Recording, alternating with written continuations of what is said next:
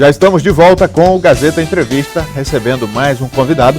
Daqui a pouco eu converso com o líder indígena do Acre, Sabá Manchineri, que vem aqui nos falar da possibilidade de ser indicado como presidente da Fundação Nacional do Índio, da FUNAI.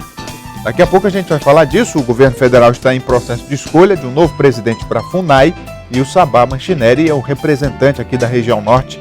Antes de iniciar minha conversa com ele, deixa eu falar aqui do Acre Clube de Vantagens.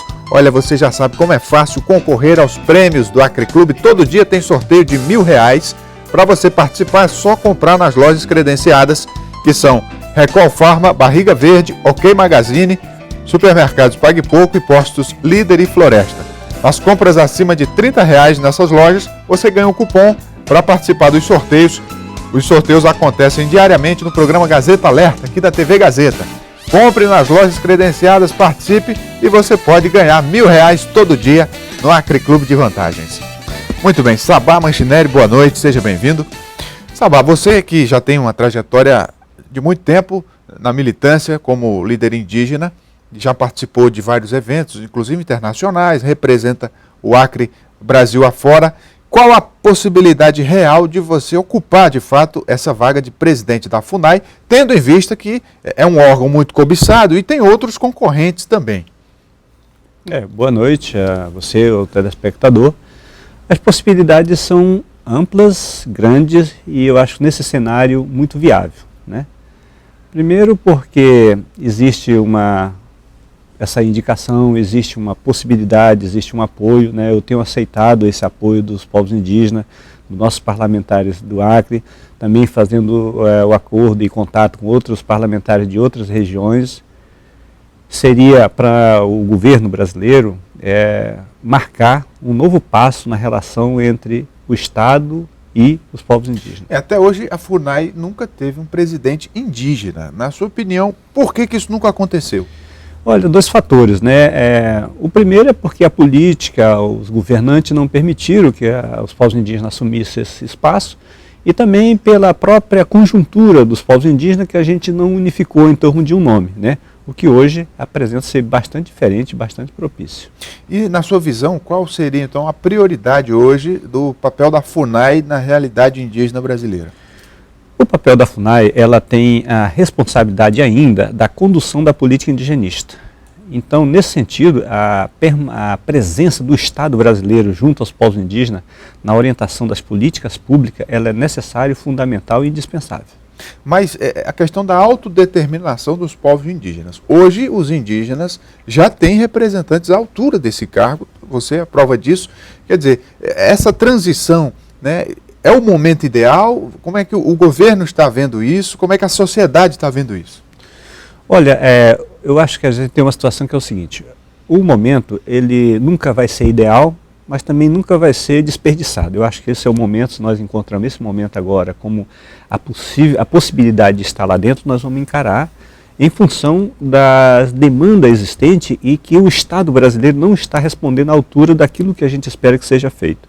Portanto, a gente não tem essa vinculação de A ou de B, de tendência de A ou de B. Eu acho que nós estamos trabalhando para a gente levar as condições de vida para os povos indígenas, para melhorar a relação entre o Estado e os povos indígenas, levar dignidade às populações que aqui vivemos, independente de qual classe, de qual categoria for, e principalmente contribuir com o país, não só apenas no desenvolvimento econômico, mas também no desenvolvimento humano, no desenvolvimento cultural, no desenvolvimento espiritual, em elevar o país a uma condição de ter um respeito junto aos seus habitantes. O que acontece na realidade brasileira hoje em relação aos povos indígenas? Quem mora distante da Amazônia ou distante das regiões onde há população indígena, acha que os indígenas são povos exóticos, intocáveis, né, vê como um distanciamento muito grande. Quem mora na realidade da Amazônia, por exemplo, que conhece de perto, às vezes trata com preconceito. Quer dizer, e agora tem que também vir da parte de vocês a autodeterminação, a autoafirmação, para que também entrem no cenário político e comecem a falar, a mostrar suas prioridades, né? Nesse sentido, o que acontece? Eu acho que a dificuldade que os povos indígenas enfrentaram acabou fazendo com que eles próprios tomassem a dianteira das causas que defendem. Como é que você vê esse contexto? Olha, muito propício e também já bem no momento de ser tomado esse encaminhamento. Na condição em que a gente viveu, sendo tipo na dominação, né, sem muito espaço, a gente é levado por orientações de outro segmento.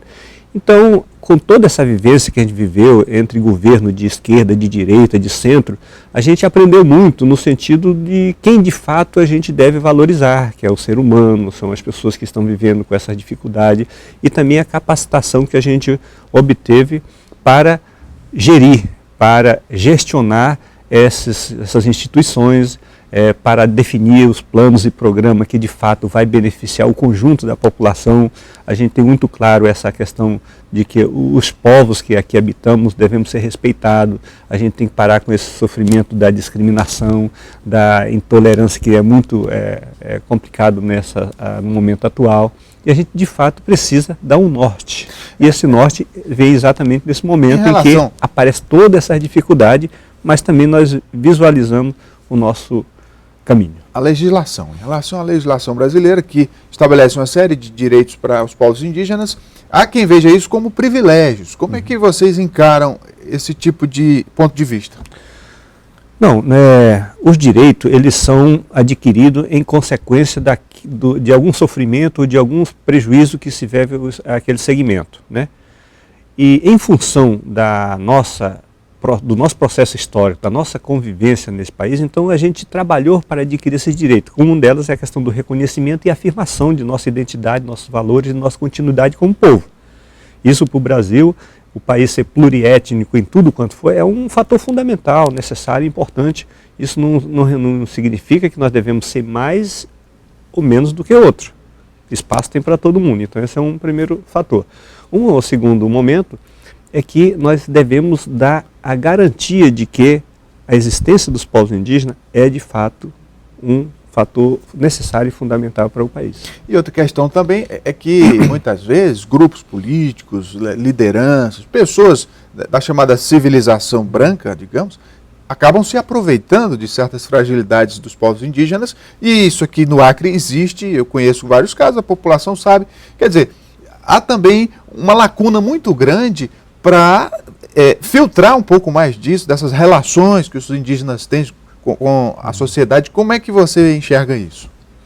Olha, a questão é tanto que nós hoje trabalhamos para que os povos indígenas assumam nossos próprios destinos. Então isso é exatamente porque nós não concordamos com essa forma de política e de assistencialismo e de ação junto aos povos indígenas. Um exemplo, por exemplo, é a entrada na política com a entrada de vários vereadores e hoje com uma certeza muito maior. As pessoas que entraram hoje, elas têm uma noção importante do papel que ela vai desenvolver.